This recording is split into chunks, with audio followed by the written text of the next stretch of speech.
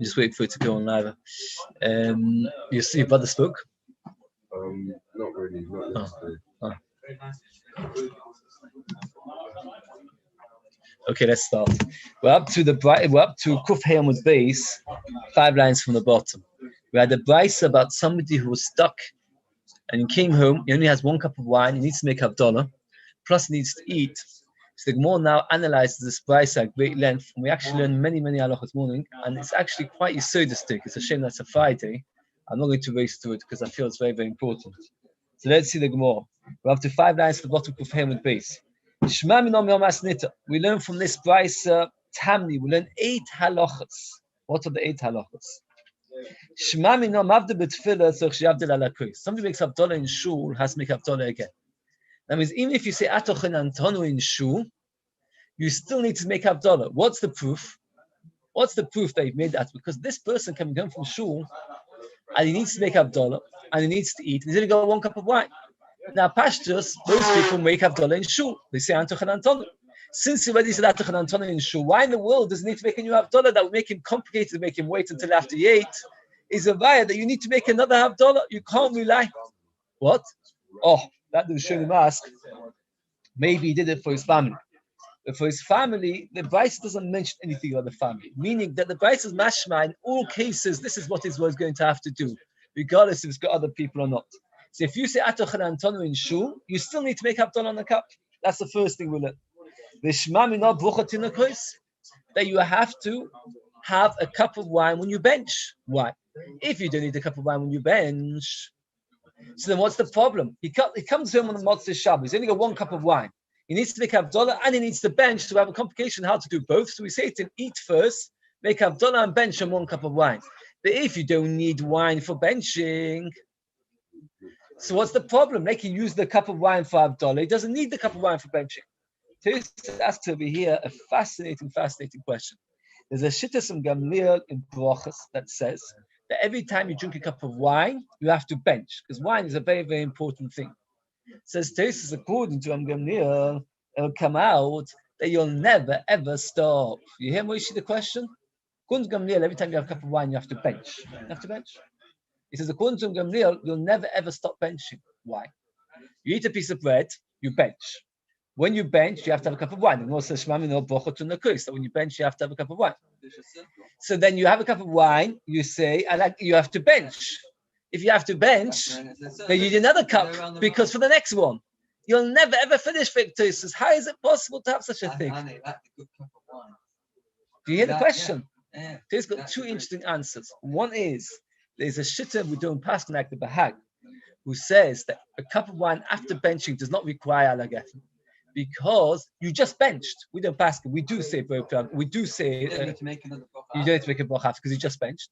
Alternatively, that the Gamliel said a bracha to nekos is only for bread, not for wine. Tosfos over here, the third Tosfos goes to all the halachas, many of the halachas that a person who benches needs to have a cup of wine. Let's just see the words of Tosfos inside. Shmam na bracha to nekos. Sas masha that feel be yochid to nekos. We're not talking about a zimun. We're talking about a person comes home Motzei Shabbos without zimun, and we're saying that what he has to bench with a kos. Is it right that every time you have a cup of your bench, you have to make a kos? And then Tosfos brings many proofs for and against. And Tosfos brings a very interesting proof. Can anybody think of a proof that every time you bench, even without zimun, you have to have a cup of wine? Can you think of a proof? Besides this Gemara, the Gemara says so. What else is there a proof? Seder night, we have 4 cups of wine. What's the third one for? For benching. Now, not every time a person has a Seder night does he have a zimun. So why does he have to have 4 cups of wine? He should only have to have 3. Tell is no. Yeah, there is only a 4 cups of wine. Yeah, the Chazal established it at times when they felt it was important to have a cup. But this person is not having zimun. Says Tosfos from here, from this brisa that says that you have to have a cup of wine. We learn that every individual who eats a meal has to drink a cup of wine at the end of the meal.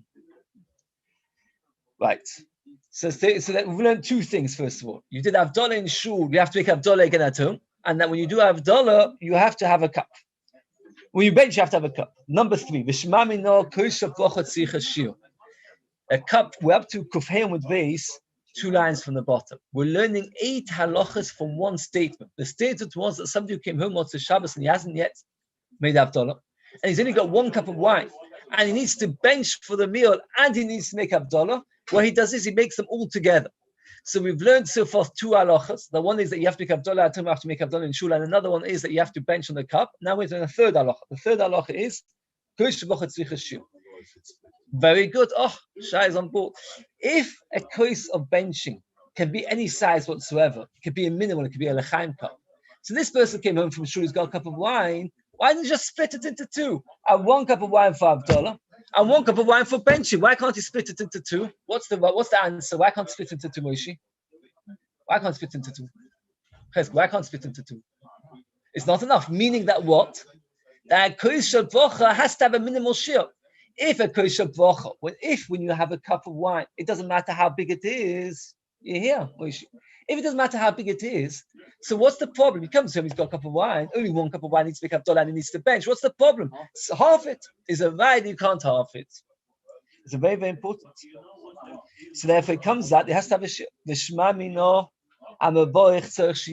That when you make Kiddush or Havdalah. What's the Kiddush about? Every time you make a bracha on anything. Yeah? Oh, not necessarily. In fact, if you think about it, when you make in the 9 days, you give it to a child or you give it to on Yom Kippur. We see that by Kiddush and Havdalah, you will have to taste from it.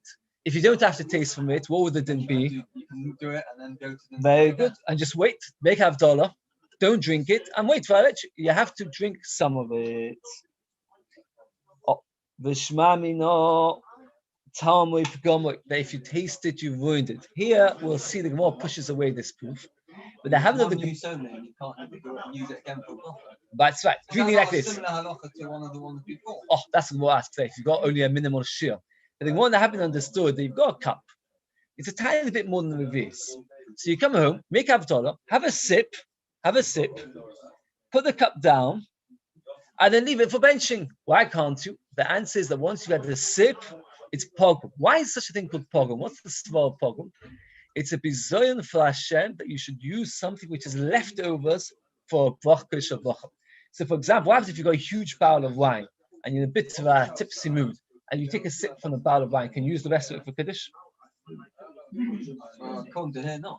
Very good. Why? Once you've tasted it, you've ruined it. It's not leftovers. It is leftovers because you drank from the bowl. Had you poured from the bowl? You've got a little bit left. No, if you poured from the bowl into a cup, fair enough, that's okay. Here you drank. Very good. That's right. Yes, that's right. If you taste it, you ruined it. Another halacha tam mavdu. We're going to have a big shaila. If somebody ate before Havdalah, can he still make Havdalah? Because really, you're not supposed to eat before Havdalah. But we see over here that if you ate before Havdalah, you can still make Havdalah because this person eats before Havdalah and he still makes everything. Top of the page. And we learn that you can do 2 separate brachas in 1 cup. One is Havdalah and one is benching. So you can see you can use a cup for 2 things. Because over here it says in the Beis, if you look very carefully, we make a bracha on the candles, then the besamim. Now what do? We do besamim then the candles. Because this is Beis Shammai, not according to Beis Hillel. Says the Gemara, Ravashi points out like this. You said 2 halachas. One, you need to have a shiur. That means there's no such thing as splitting the cup in half because you have to have a minimal amount. And another thing we learned, that if you taste it, you've ruined it. Says Ravashi, you can't learn both. Maybe we're talking about somebody that has the exact amount. So therefore, not because when you taste it, you've ruined it. The reason why if you taste it, it's no good, it's not because they left it, because they've not got the right amount. Says it's all one thing. 37 things. Very good.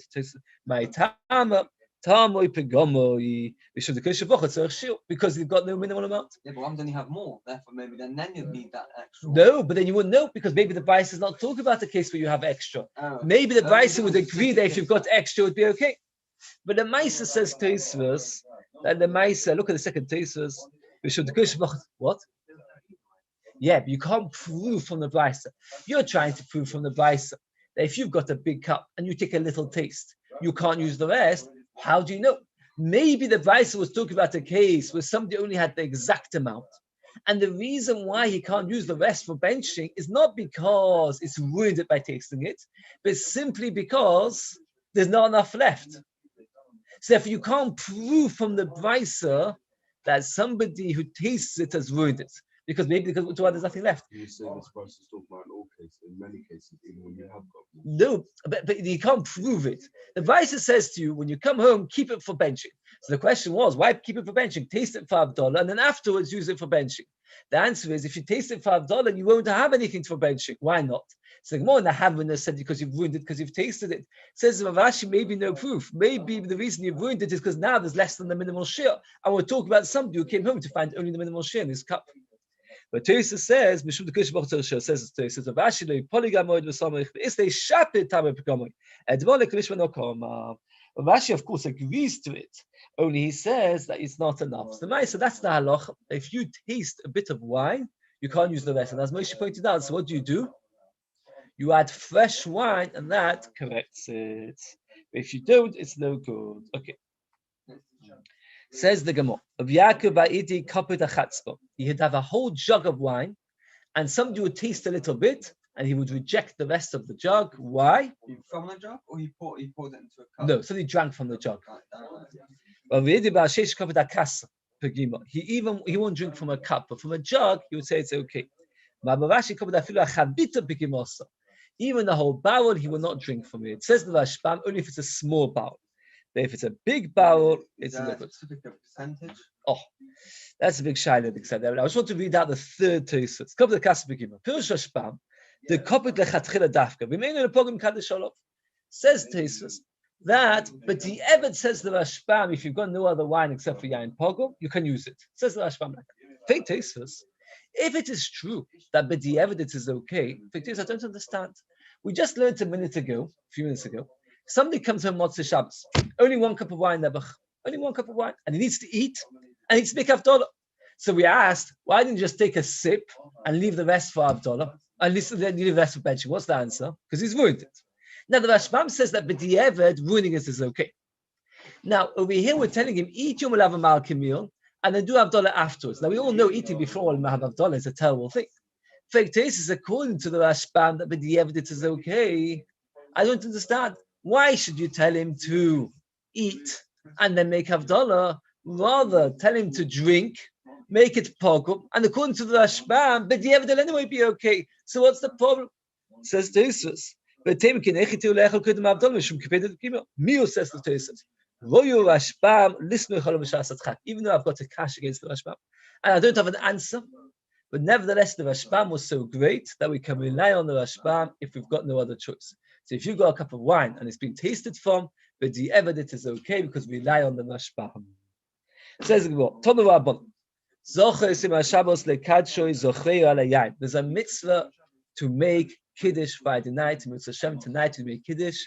You be Mekayim a mitzvah asay derivaisa, a proper mitzvah asay. There's a long arichas and tesis. Is the mitzvah just to say the bracha, or is the mitzvah to use wine? What happens if you make the bracha without wine? Have you been Mekayim the mitzvah in that too? But you need wine. But that means there's a special mitzvah of Kiddush. What about the night? There's two questions in this price. You ask the question, how do you know during the day? You know during the day, how about the night? And you bring a proof from a pasuk, Zoches Yom HaShabbos.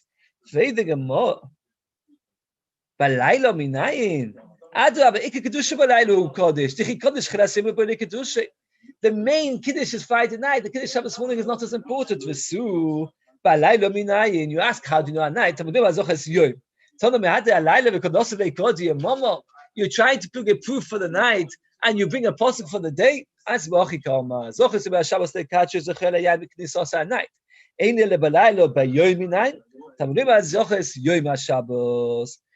really the main mitzvah is at night, and you have to change the words of the Beis. The Beis like this: there's a mitzvah in that to make kiddush. I only know at night. How do I know there's a mitzvah during the day? But not that the day is more important. Then just do 5 more lines and we'll stop. But what bracha to make during Kiddush in the morning? The only thing for Kiddush Shabbos morning is Bo Pri Hagafen. Many people say Bayechulu, many people say Shomoy, but the real mitzvah of Kiddush Shabbos morning is what? Boi Priagofen. So you stand up Shabbos morning, you say Boi Priagofen. Think the Rashbam. Where's the Kiddush? Says the Rashbam. Normally on a normal weekday, you don't start a meal with a cup of wine, Boi Priagofen. We don't normally start a meal like that. By doing that on Shabbos, you're showing that Shabbos is special. That is the Kiddush. The fact that you're starting a meal with a cup of wine, and all these psukim is all minhagim, and many times you come to a Kiddush, you don't hear the words. You only hear Boi Priagofen and the Yotza. Of course you are, because that is the whole mitzvah. By night, you're not. By night you're not. Start from big corners of the Yeah, but you have to hear. No, you don't have to hear Mashishi. You have to hear from Boi Priagofen, because By there's a night. bracha afterwards. There's a bracha. See, That- that is the Kiddush. That's it. Says the Gemara, Rashi, Ikra l'mechuz. He came to mechuz. Amulei likdash l'ma kedusha rabba. Please make for us a great kiddush. Now he didn't know what great kiddush meant. It was Shabbos morning. He didn't know what great kiddush means. What does great kiddush mean? Does anybody know? It's slightly not, no? Very good. It's a euphemism. It's a very small kiddush because you only say Boi Priagofen. But because we feel bad for it, so therefore we call it kedusha rabba. But he didn't know what it was. Now he knew because there's another explanation why it's called kedusha rabba. By the way, is because what's the kiddush Shabbos morning? Boi Priagofen. Boi Priagofen we say lots of times. We say it at a chuppah. We say it at a bris. We say it at a sheva brachas. We say it at a kiddush. We say kiddush in Yom Tov. So since Boi Priagofen is such a common bracha, it's special. It's the bracha of kiddush. So therefore we call it kedusha rabba. But he didn't know what kedusha rabba was. He didn't know what to do. Now what would you do? You'd ask people. It's embarrassing to ask people. You know, somebody said, "Please make kiddush." You didn't know what kiddush is. So Habuleik, so they gave him a cup. Sava, mind you kedusha rabba. Omar, he said. I start off Boi Priagofen because that's safe. You always start Boi Priagofen. Even at a bris, you start Boi Priagofen. And even at a chapel, you start Boi Priagofen. I start Boi Priagofen. Omar Boi Priagofen, the agit pay. And he schlepped it out. He said, Boi Priagofen with the knots of chazonus. What happened? He saw all the person lost patience. He's schlepping Boi Priagofen. What did the person do? Started drinking and eating. So then he realized that was the end of Kiddush. You're a wise person, he can work it out. So what he did was, instead of embarrassing himself by not explaining what is Kiddush, he schlepped it out and somebody started drinking and he realized that was the end and he stopped. So that way he solved himself the problem. It's amazing to think that Rashi was not sure what Kiddush is.